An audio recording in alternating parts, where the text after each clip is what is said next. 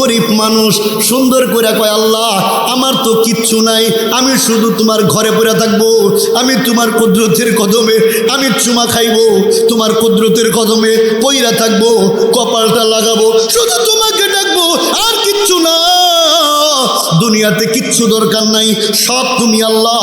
মায়ার নবী বলেন দুনিয়াতে সবারই ভালোবাসি, কত সাহাবায়ে কেরামকে ভালোবাসা দিলাম, বলে কেমন ভালোবাসা? আবু বকরকে ডাক দাও, হে আবু বকর বলো নবী কেমন ভালোবাসতেন? আবু বকর কই শুনো, আমার মনে হয় নবী আমার চাইতে ভালোবাসা কাউকে বেশি দেয় নাই। কন্যা সুবহানাল্লাহ, আরো জোরে কন্যা সুবহানাল্লাহ। উমরকে ডাক দেয়, উমর বলো নবী কেমন ভালোবাসতেন? উমর কয় আমার মনে হয় আমার চাইতে বেশি নবী কাউকে ভালোবাসে নাই, এত ভালোবাসেন নবী সাহাবায়ে কেরামকে সবাইকে নবী এতটা ভালোবাসা দিছেন। এরপরেও আমার নবী বলেন এই যে ভালোবাসা এটা ছিল আমার দুনিয়ার ভালোবাসা, কিন্তু আসল যে ভালোবাসা সেইটা আমি কাকে দিলাম? বলে দুনিয়ার মানুষকে না, সেই ভালোবাসা আমি আমার মাওলার জন্য রাখছি, সেইটা আমি আমার মাওলাকে ভালোবাসি। আমার মাওলা যদি আমার হয় কিচ্ছু লাগবে না, আমার মাওলা যদি আমার হয়ে যায় আমার কিচ্ছু দরকার নাই, জান্নাতও না জাহান্নামও না, কিচ্ছু দরকার নাই, আমার শুধু দরকার আমার মালিক। আমার মালিক যদি আমার হয় সব আমার হয়ে যাবে। মেরে মোহতারাম ভাইও, মাথাটা খোলা, চুল দেখা যায়, বলে মাথাটার মধ্যে নবীজির সুন্নত, টান দিয়া মাথার মধ্যে টুপিটা লাগাইয়া দেও। আমার মাওলা কুদরতির নজর দিয়া মাথাটার দিকে তাকাইয়া আমার মাওলা কয় তোর মাথাটা বড় সুন্দর দেখা যায়, তোর মাথাটা আমার নবীর মাথার মতো দেখা যায়। কন্যা সুবহানাল্লাহ, আরো জোরে কন্যা সুবহানাল্লাহ। মেরে মোহতারাম ভাইও, বলে তোর মাথাটা এত সুন্দর দেখা যায়, আমার নবীর সুন্নাত মাথায় উঠাইলি, মাথাটা কত সুন্দর দেখা যায়, এই মাথাটা কত ভালো দেখা যায়, আমার নবীর সুন্নত লাগাইলি, ঘরে ঢুইকা গেলি, আমার নাম নিয়া ঘরে ঢুকলি, বিসমিল্লাহ বইলা ঘরে ঢুইকা গেলি, ঘর থেকে বের হওয়ার সময় বিসমিল্লাহি তাওয়াক্কালতু আলাল্লাহ এই কথা বইলা ঘর থেকে বের হয়ে গেলি। ও বান্দা যা, তুই যেখানে যাবি যা, তোর সারা দিনের জিম্মাদার আমি মাওলা হয়ে গেলাম। মেরে মোহতারাম ভাইও, আল্লাহ পাক বান্দাকে কত মোহাব্বত করেন, কত ভালোবাসেন। ধনী মানুষ সব আমল করে, নামাজও রোজাও রাখে, হজও করে, টাকা আছে অভাব নাই, বারবার হজে যায়, প্রতি বছর যায়, কিন্তু গরিব মাওলার দরবারে আফসোস কইরা কই মালিক হজ করতে পারলাম না, উমরাতেও যেতে পারলাম না, মনে বড় আফসোস, তোমার নবীর রোজাটা দেখতে মনে চায়। কথা কন না কেন? ও মিয়ারা জোরে কন না। দেখতে মনে চায় কিন্তু পারি না, বলে টাকা নাই। ও মিয়া টাকা অনেক মানুষ, আমার দেখা সকাল থেকে নিয়ে সন্ধ্যা, সন্ধ্যা থেকে নিয়ে সকাল 24 ঘন্টার মধ্যে 2-4 ঘন্টা ঘুমায়, মাঝে মধ্যে খায়, মাঝে মধ্যে পায়খানায় যায়, কিন্তু এমন মানুষ আছে 24 ঘন্টায় পরিশ্রমের মধ্যে লাইগা থাকে, একটু সময় মাঝে মধ্যে গ্যাপ যায়, বাকি সময়টা দুনিয়ার মধ্যে দেয়, কিন্তু কই ভালো একটা ঘর বানাইতে পারে না, ভালো খাবারও খাইতে পারে না। আরেক লোক দেখবেন টাকা সে বানাবে কোত্থেকে? বলে সে তো পড়ালেখাই নাই, কলম তো নাম লিখতে গেলে কলম ভাঙা যাইতে চায়, বেইকা যায়, মানে কলম দিয়া নাম ভালো করে লিখতে পারে না। এই মানুষটা কোটি কোটি টাকার মালিক হয়ে যায়। বলে কে বানান? জোরে কন্যা। ওর তো বুদ্ধি নাই, ওর তো জ্ঞান নাই। বলে কেমন জ্ঞান নাই? বলে ওই যে বৈজ্ঞানিক, বৈজ্ঞানিক তোর মতো জ্ঞান নাই। বলে ওর কোনো শিক্ষা নাই, কলম যদি ধরতে যায় বারবার লিখতে চায়, একটা অক্ষরও লিখতে পারে না। ওর যে কতগুলো গাড়ি, ওর যে কতগুলো বাড়ি, ওর গইনা গইনা বলা লাগে এমন টাকা বলা আছে না নাই। বোঝা গেল ওইটা আল্লাহ দিছেন। ধনী মানুষ বলে ইবাদত করে, এমন ইবাদত করে, মাওলার জিকির করে, মাওলার কাছে সব সময় মাথাটা নত করে রাখে। আর গরিব মানুষ ও তো হজে যাইতে পারে না, ও তো ঠিক মতো সব আমল করতে পারে না, শুধু নামাজ পড়ে রোজা করে, ওই বান্দাটা মাঝে মধ্যে দান সৎকা করে, কিন্তু মাওলাটা কেমন দামি হয়। মায়ার নবী বলেন ওই ধনী মানুষটা সব আমল করলো, গরিব মানুষটা ও যতটুকুন তার উপর ফরজ ছিল, দায়িত্ব ছিল, ওইটা ও করছে। হজে যাইতে পারে নাই, ধনী কিন্তু হজে গেছে, গরিব যাইতে পারে নাই। ধনীও নামাজ পড়ছে, গরিব নামাজ পড়ছে। বলি গরিবকে আমার আল্লাহ কেমনে ভালোবাসেন একটা দৃষ্টান্ত দেই। ইব্রাহিম ইবনে আদহাম আল্লাহর ওলি, ও মসজিদ থেকে আল্লাহর ওলি বের হইতেছে। গরিব মানুষ ক্ষেতের মধ্যে কাজ করে, শরীরের মধ্যে কাদা লাগানো আছে না নাই? শরীরের মধ্যে কাদা লাগা, কিন্তু যারা গরিব তাদের সাথে সম্পর্ক আছে মাওলার। খেতে কাজ করে, কিন্তু ও জানে আজান হয়ে যাবে, নামাজে যাওয়া লাগবে, তো খেতে কাজ করতেছে, শরীরের মধ্যে কাদা, আজান হয়ে গেছে। ওই যে দূরে তার চাষাবাদের জমি, ওখান থেকে দৌড়াইয়া এবার মসজিদের দিকে রওনা করছে। আস্তে আস্তে আসরের নামাজ, আস্তে আস্তে সব মানুষ নামাজ পড়া মসজিদ থেকে বের হয়ে গেছে। আল্লাহর বান্দা মসজিদের কাছে আইসা কয় নামাজটা পড়তে পারলাম না। এই যে শব্দটা এমন ভাবে ছাড়ছেন, এমন আফসোস করছেন, আমার মাওলার কুদরতের অন্তরে জুস মারা যায়। মাঝে মধ্যে গরিবরা দেখবেন এমন কথা বলে যেটা আমার আল্লাহ সুন্দর কইরা নিয়ে নেয়, কবুল করে নেয়। কারণ গরিবদের মনের আফসোস দুনিয়ার কেউ না দেখলে একজন দেখেন। জোরে কন্যা কেন? দেখার মালিক কে? তো গরিব মানুষটা শুধু বলছেন নামাজটা পড়তে পারলাম না, জামাতটা শেষ হয়ে গেল। এই যে শব্দটা বললেন, এই শব্দটা এত সুন্দর কইরা আমার মাওলা কবুল কইরা সাত আসমানের উপরে নিয়ে যায়। মেরে মুহতারাম ভাইও, সাত আসমানের উপরে নিয়ে যায়, আল্লাহ পাকের আরশে মহল্লায় চলে যায়। কিন্তু এই যে ঘটনাটা ঘটলো, দুনিয়ার সাধারণ মানুষ ওরা তো কেউ দেখতে পারে নাই, কিন্তু আল্লাহর ওলি ইব্রাহিম ইবনে আদহাম এটা লক্ষ্য করলেন। চর্মচক্ষু বন্ধ হয়ে গেছে, অন্তর্চক্ষু খুইলা গেছে, অন্তর্চক্ষু দিয়া দেখতেছে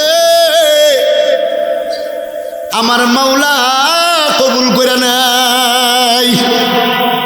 এবার দায়িকা কাছে আনছে, ভাই এদিকে আস। আয়না কয় তোমার শব্দটা আমার দিয়া দাও। গরিব মানুষ মনে মনে চিন্তা করলো, আল্লাহর ওলি শব্দটা চাই, তাহলে মনে হয় যা পাওয়ার পাইয়া গেছি, বাকিটা আমি নামাজ পড়া মাওলার কাছ থেকে নিয়ে নিব। দেখছেন নি তামাশা? গরিব শুধু বললেন আর আমার আল্লাহ এত সুন্দর কইরা চুমুকের মতো আমার আল্লাহ কবুল কইরা আল্লাহর কাছে নিয়ে নাই।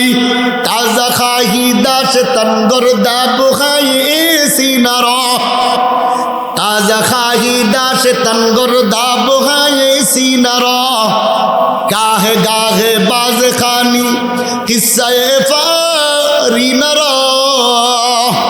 মেরে মুহতারাম ভাইও, গরিব মানুষ আফসোস করিও না, মাওলার কাছে বলো। কারণ ধনী আর গরিব সমান সমান আমল, পাল্লা দিয়া ওজন করার পর আমল সমান সমান হয়ে গেছে। ধনীও যা গরিবও তা, ধনীর বেশি না গরিবেরও বেশি না, আমল সমান সমান। মায়ার নবী বলেন গরিব আর ধনীর আমল সমান সমান, কিন্তু এরপরে আমার মাওলা ওই ধনী মানুষটার চাইতে গরিব মানুষটাকে 500 বছর আগে আল্লাহর জান্নাতে পাঠায়া দিবে। মেরে মোহতারাম ভাইও, এজন্য গরিব আল্লাহ যদি বানান তো আলহামদুলিল্লাহ, ধনী যদি মালিক বানান আলহামদুলিল্লাহ। কথা কন না কেন? সব কিছুর মালিক কে? আর জোরে কন না কে?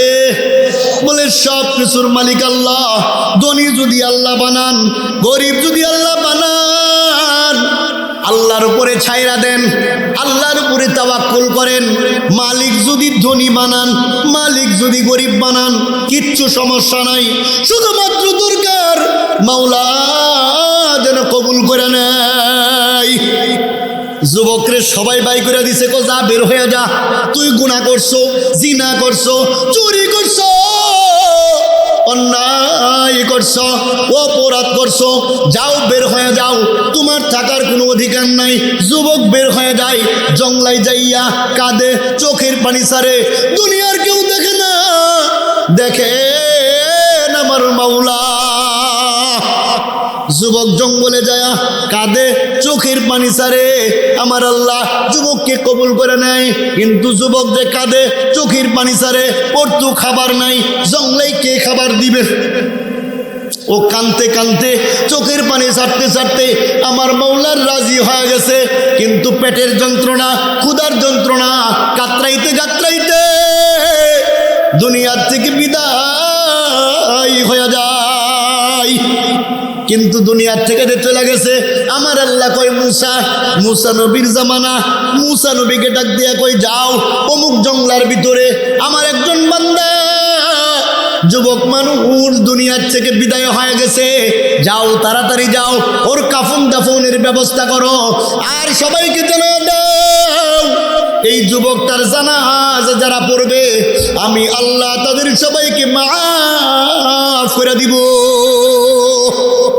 মেরে মোহতারাম ভাইও, মুসা নবী এলাকায় খবর লাগায়, কাই মিয়ারা সবাই আসো, তাড়াতাড়ি আসো। বলে কোথায় যাব? বলে মাওলা সংবাদ পাঠাইছে। বলে কি সংবাদ? বলে একটা যুবক নাকি জঙ্গলায় পড়ে আছে, দুনিয়ার থেকে বিদায় হয়ে গেছে। যাও যাও তাড়াতাড়ি যাও, আল্লাহর পক্ষ থেকে ঘোষণা, ওর জানাজা পড়লে তোমাদের সবার গুনাহ মাফ হয়ে যাবে, আল্লাহ ভালো মানুষ বানায় দিবেন, কল্যাণময় করে দিবেন, জীবনটা বড় সুন্দর হয়ে যাবে। তো যাও চলো। মুসা নবীর সাথে এলাকার সবাই রওনা করছেন, দলে দলে চলতেছে। যাইতে যাইতে জঙ্গলের কিনারায় চলে যায়। মেরে মুহতারাম ভাইও, এটা কেন বললাম?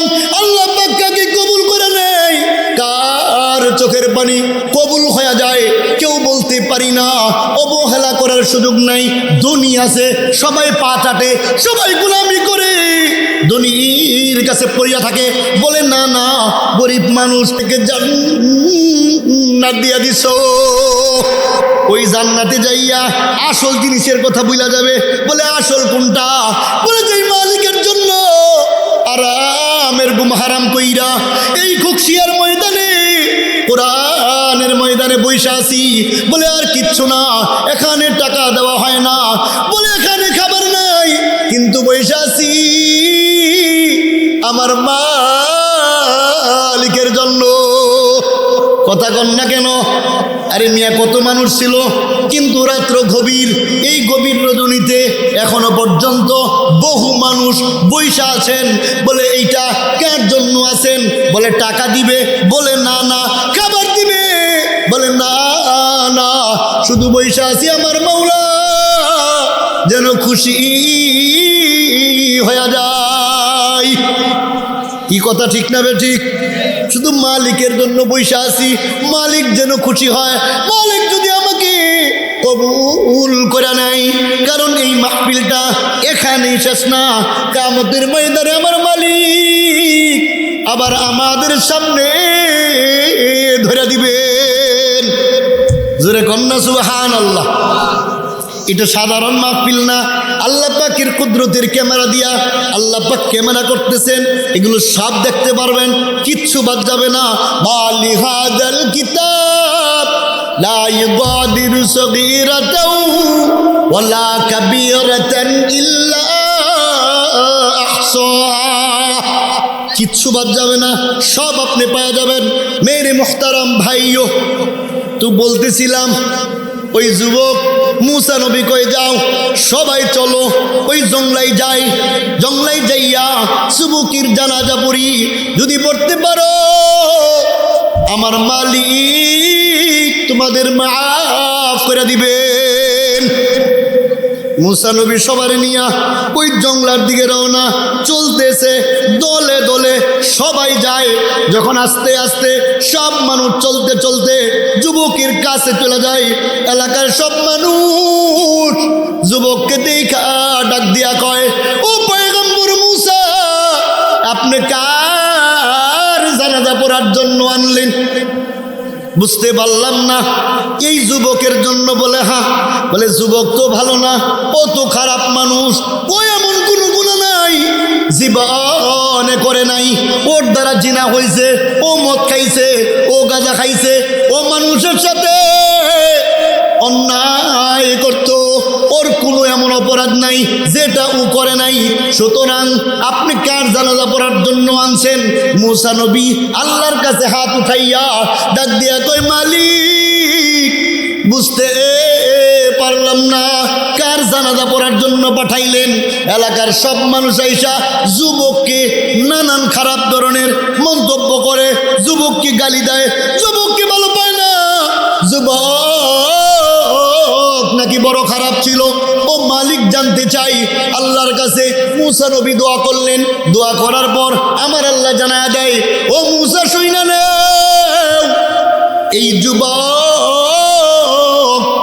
আসলেই অপরাধী ছিল, ওর সব গুনাহ করত, কিন্তু ওই এলাকার মানুষ যেটা বলছে সবই সত্য। আবার আমি মালিক যেটা জানাইছি ওইটাও বাস্তব। জোরে কন্যা সুবহানাল্লাহ।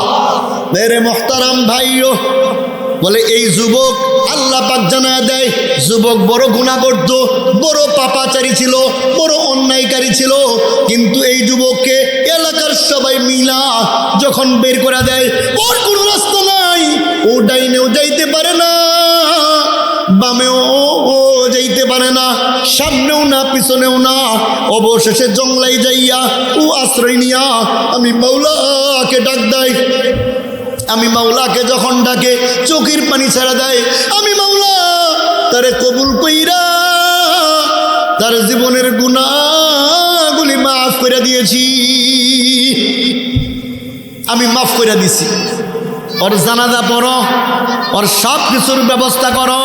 মুসা নবী সবার নিয়া ঘটনা জানাইয়া কাফন দাফনের ব্যবস্থা করলেন। মেরে মুহতারাম ভাইও, অপরাধী ওই অপরাধী যখন আমার মাওলাকে ডাক দেয়, চোখের পানি ছেড়ে দেয়, লা তাকনাতু মির রাহমাতিল্লাহ।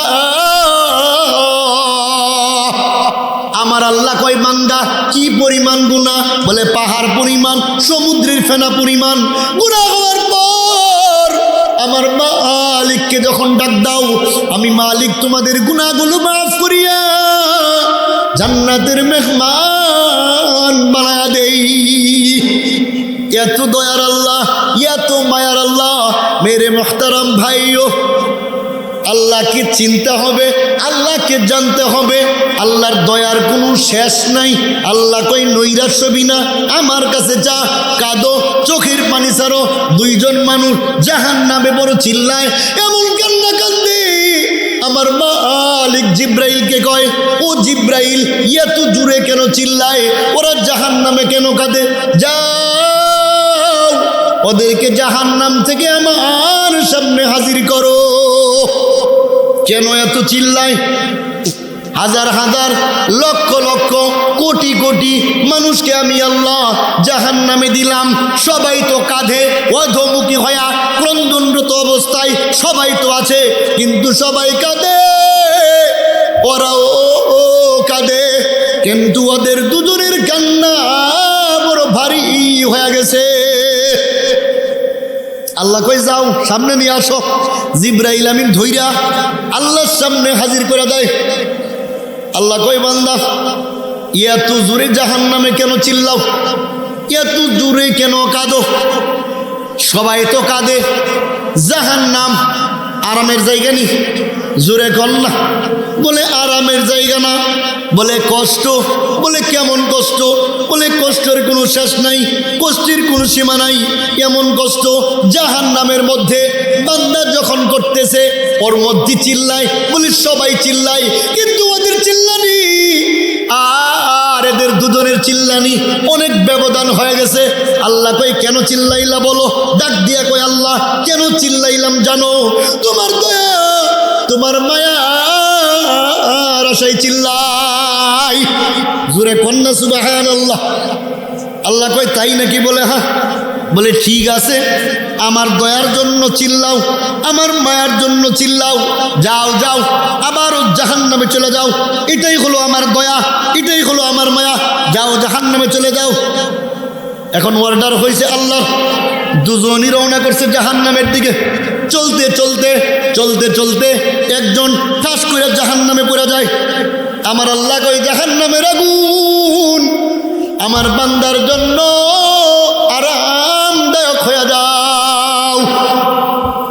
আরেকজন জাহান্নামের কিনারায় দাঁড়ায়া আল্লাহর কুদরতের চেহারার দিকে তাকায় আস। আল্লাহ কই ঘটনা কি? ফাইসালা করলাম জাহান্নামে যাওয়ার জন্য, তাকাইছো কেন? কয় আল্লাহ তোমার কুদরতের চেহারার দিকে তাকাইতেছি এজন্য যদি তোমার দয়া হয়ে যায়। জোরে কন্যা সুবহানাল্লাহ। কারণ আমি জানি তুমি যাকে একবার জাহান্নাম থেকে বের করো আর তাকে তুমি জাহান্নামে দেও না, এটা আমি জানি। আমি জানি আমার মালিক যাকে জাহান্নাম থেকে বের করে আর জাহান্নামে দিতে পারে না, এই বিশ্বাস আমার আছে। আল্লাহ তাআলা বলেন এতটুকুন বিশ্বাস যখন তোমাদের আছে, তোমাদের দুজনকে মাফ করে জান্নাতের মেহমান বানায়া দিলাম। জোরে কন্যা সুবহানাল্লাহ। মালিকের দয়া আছে না নাই? আরো জোরে বলেন আছে না নাই? এজন্য বান্দা গুনাহ করলে আল্লাহ বলেন লা তাকুনাতু মির রাহমাতিল্লাহ। আল্লাহ বলেন যত গুনাহ করো আমি আল্লাহর রহমত থেকে নৈরাশ হব না। আমি আল্লাহর কাছে চাও কাঁধো, আমি আল্লাহ তোমাদের গুনাহগুলি মাফ করে দেব। জোরে কন্যা সুবহানাল্লাহ। মেরে মুহতারাম ভাইও, সংক্ষেপে সামনে একটু টাইনা শেষ করে দিতেছি। ওই যে বলতেছিলাম সুলাইমান নবীর কথা মনে আসেনি? সুলাইমান নবী দেখে যুবক ওই যে গম্বুজের ভিতরে পইরা ও সাজদায় পড়ে আছে। সুলাইমান নবী ডাক দিয়া কয় যুবক ওঠো। ঘটনা কি?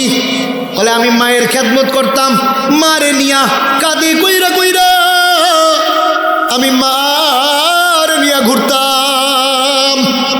মায়ের দাম আছে না নাই? এ যুবকেরা, মা কি চিনবা? মাকে বড় খেদমত করবা, মা বড় দামি। মায়ার নবী বলেন আল জান্নাতু তাহতা আকদামিল উম্মাহাত। মায়ের পায়ের নিচে সন্তানের জান্নাত। জোরে কোন সুবহানাল্লাহ। মাঝে মধ্যে বাবার সাথে সন্তানের খারাপ ব্যবহার হয় কি হয় না? করা যাবে না। রিদল রব্বি ফি রিদল ওয়ালিদি ওয়া সাখাতুর রব্বি ফি সাখাতিল ওয়ালিদি আও কামা ক্বালা আলাইহিস সালাতু ওয়াস সালাম। নবী বলেন তোমার বাপ যদি রাগ হয়ে যায় তাহলে আল্লাহও রাগ হয়ে যায়, তোমার বাপ যদি খুশি হয় স্বয়ং আল্লাহ খুশি হয়ে যায়। চিল্লায়া বল সুবহানাল্লাহ। এজন্য মা বাবার খেদমত দরকার আছে না নাই? যুবক কয় ও পয়গম্বর, আমি আমার মাকে নিয়ে ঘুরতাম আর আমার মা আমার জন্য দোয়া করতো, আমি এটাই জানি। কিন্তু আমি যখন সমুদ্রের কিনারায় যাই ওই গম্বুজটা দেখতে পাই, দরওয়াজা দেখতে পাই, দরওয়াজা দেখা বলে সৌন্দর্য দেখার জন্য ভিতরে ঢুইকা যাই। এরপরে দরওয়াজা